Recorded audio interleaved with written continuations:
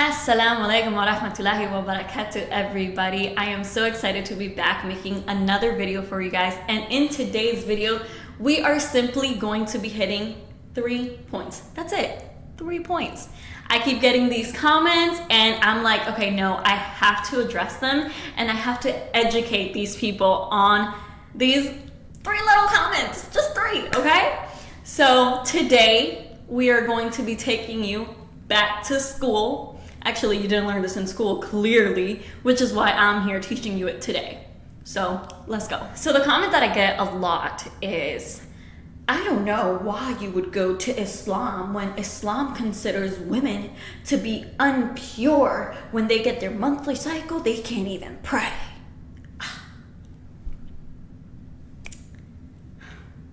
Y'all need some education. Y'all need some education. So let me tell you guys something. This is actually a mercy from Allah to us women. And you're probably like, how? He's basically saying that you're, no.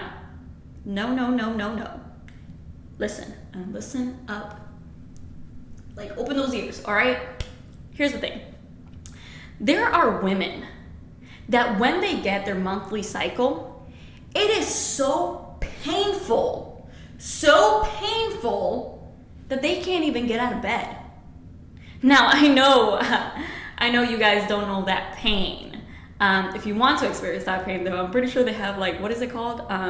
There's some like period stimulators on Amazon. Y'all should try it out and see what level y'all get to.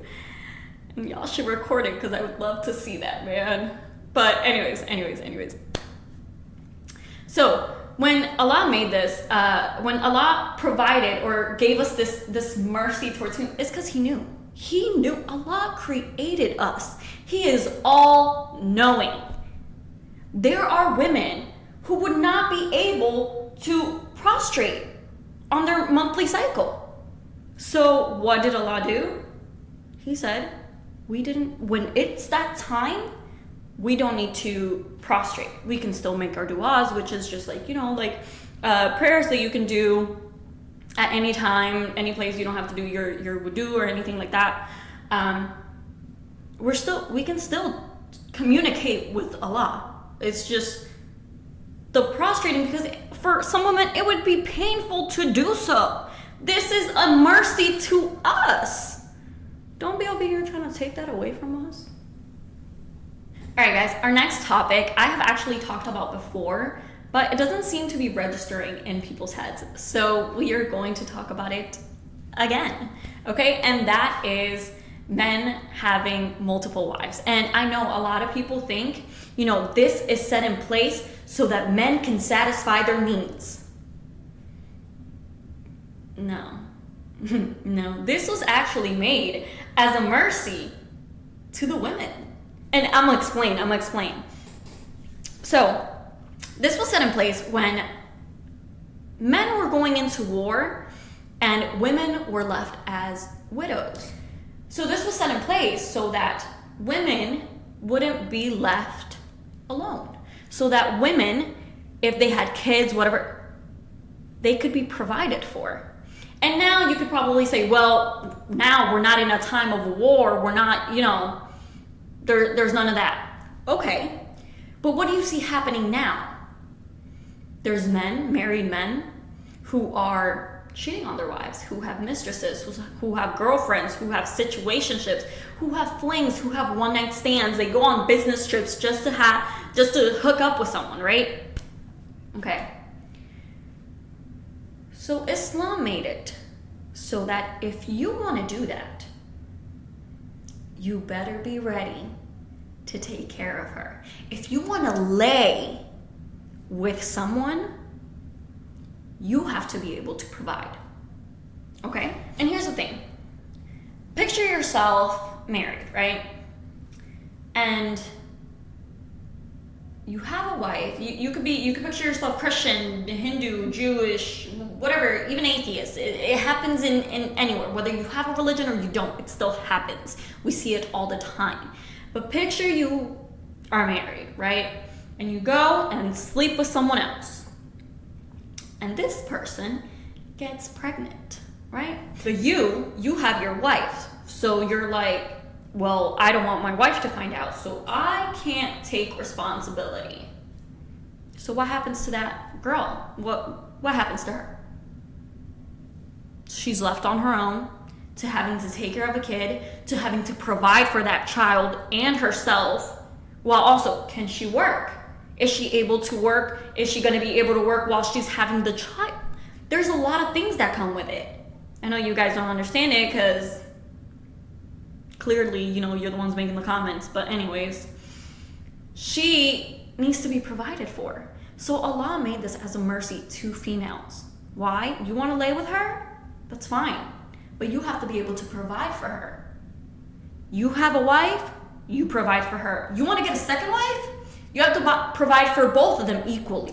And I know a lot of men have kind of ruined our perception on this. Why? Because, well, they go get into a relationship with one, barely being able to provide for that one, and then they go and get another wife, and you couldn't even provide for this one. How do you think you're going to provide for this one? And then the women, they end up suffering, but those are not men who are truly practicing Islam. Because in the Quran, it says, you can have multiple, but only if you could be just to them. Only if you could provide for both the same. And if you can't, just get one. And the advice that I can give with this is make sure that when you decide to marry someone, you marry somebody who is truly practicing Islam. Because there's a lot of little boys over here trying to play some game, and they call themselves Muslims, but they're not truly practicing what Islam teaches. So just keep a lookout for that. But this was made as a mercy to the females, right? Yeah. Yeah. Okay, and our last point. I get this comment so much. It's, that if you ever want to leave Islam, they'll kill you. But then you also see people in my comment section saying, well, you should watch this person because this person converted from Islam to Christianity. What? They didn't take him out? We need to go after him.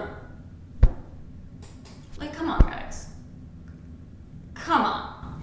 Also, why would I even want to leave Islam?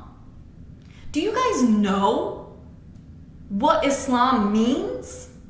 Because if you're asking this, if you're saying this, it's because you don't know. I got the actual